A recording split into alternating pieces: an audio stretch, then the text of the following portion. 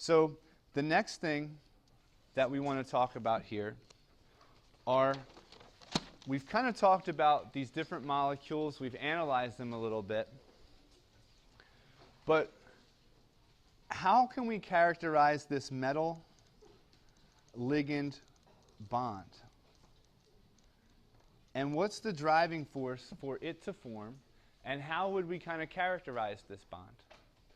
So typically, we have some type of metal cation. We'll say it's Mn plus some type of ligand. And I'm going to draw the ligand here with a lone pair of electrons on it. That's going to give us some type of Ml complex where it's typically positively charged. It can be positively charged, it can be negatively charged, depending on the ligand.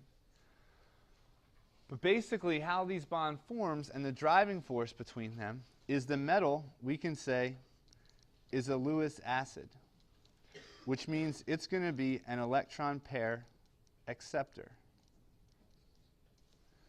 The ligand we can characterize as a Lewis base,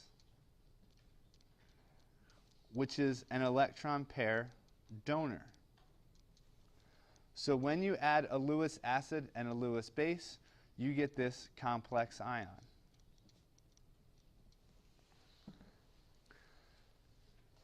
And the bond that's formed between these in this complex ion is called a coordinate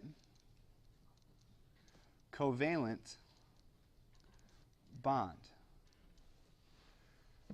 And typically, in general chemistry, when we looked at the bonds that formed back in the early chapters of our textbook, we either characterized something as ionic or covalent. But in reality, there's a continuum between the ionic and the covalent bonds.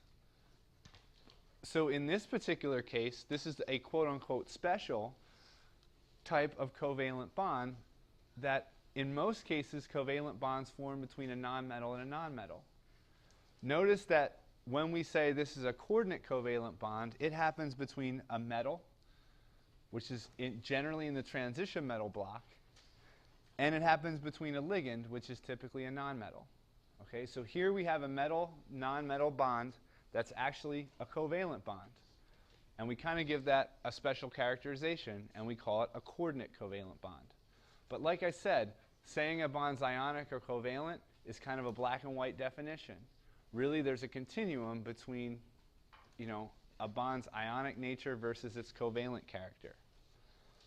When these bonds come together, we typically can form various complex ions.